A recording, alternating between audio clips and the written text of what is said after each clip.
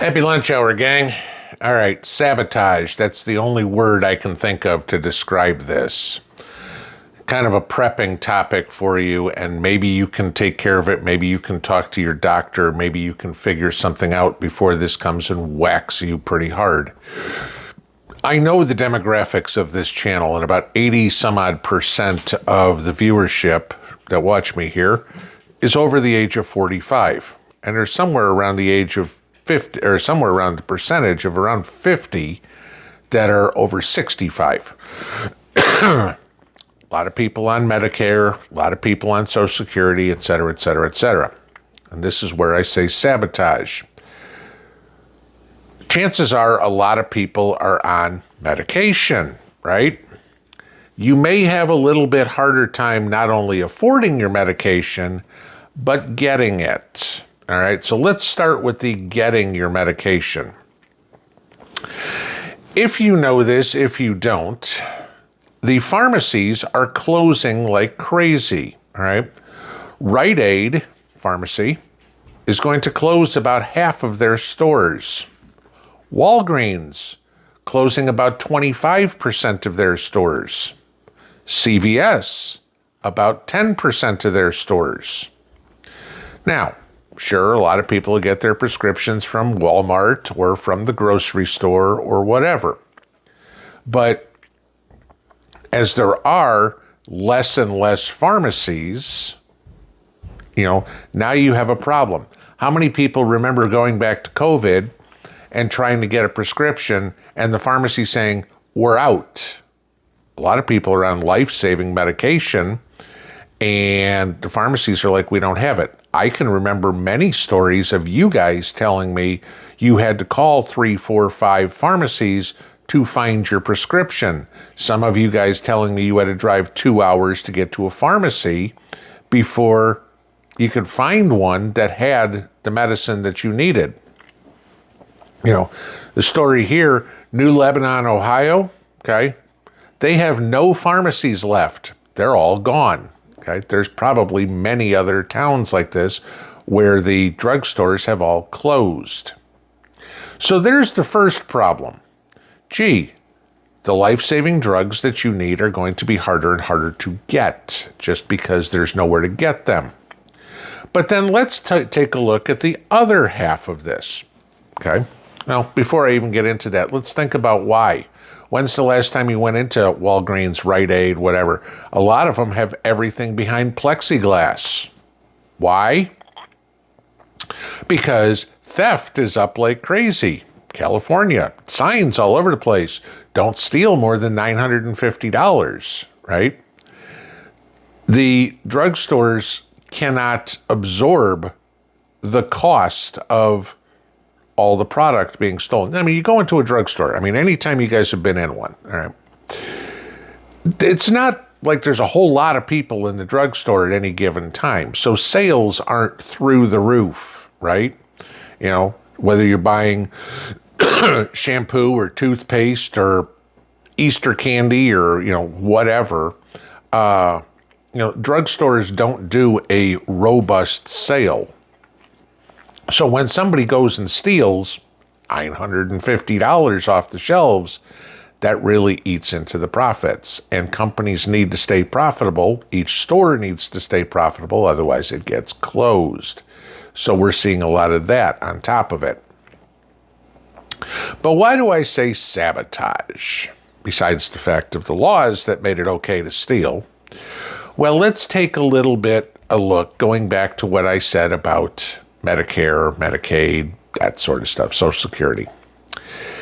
Does anybody realize that the Biden-Harris administration stole $230 billion from Medicare to fund all of these electric vehicle tax credits? Okay. What's going to happen is Medicare Part D premiums are going to increase from $30 a month to $142.70 a month.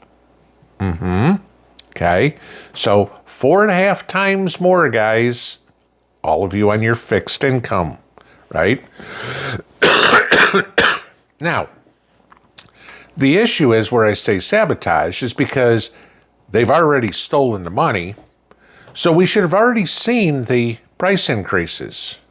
But no, a little creative accounting by the White House, they've moved some of the money around so they can hide this theft until after the election.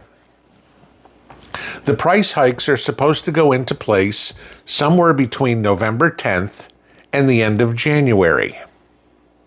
And guess who they're going to blame?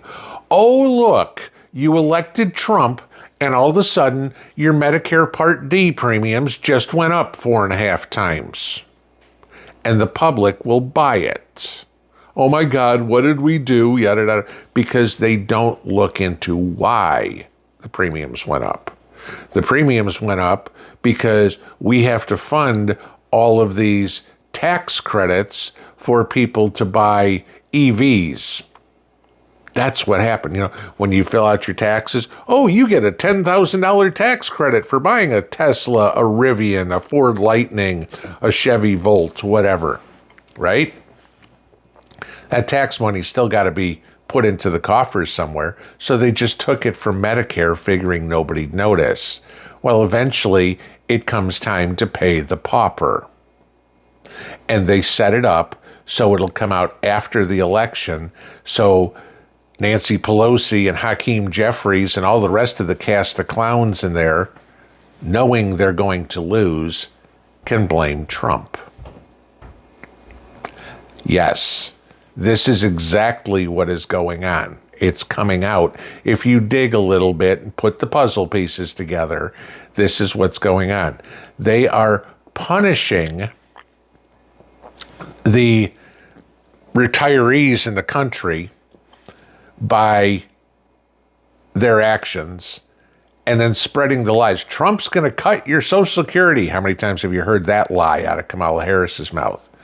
You know, now the truth is that your Social Security check won't be cut, but your expenses go up. And I mean, really, nobody gives a crap if you get $10 and have to pay $2, you still have $8 left.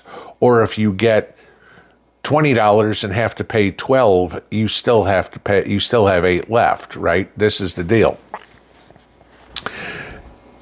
They're going to raise all your premiums. They're going to make drugs harder to get, which is also going to raise your costs. If you've got to drive 2 hours to find a drugstore who's got your drugs, now you got to pay for the gas on top of it, et cetera, et cetera, et cetera.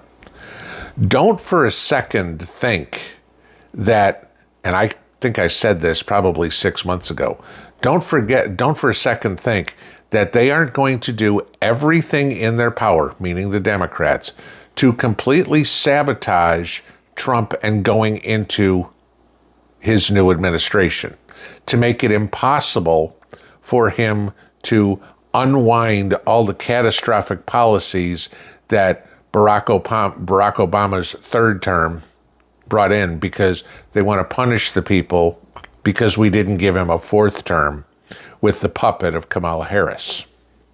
Yes, and in case you noticed, I voted this morning. One more in the Trump column. And Marsha Blackburn and Tim Burchett and my two conservative state senator and state representative. Okay.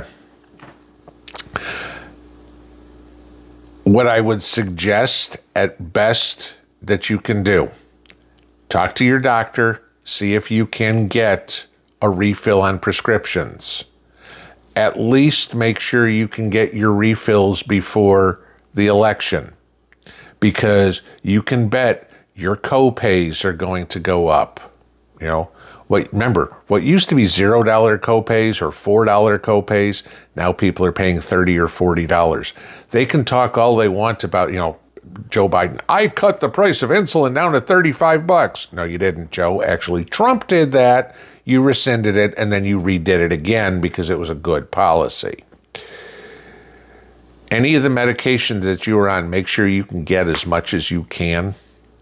Budget whatever you can for your Medicare Part D premiums to go up. Okay. Plan on this sort of stuff.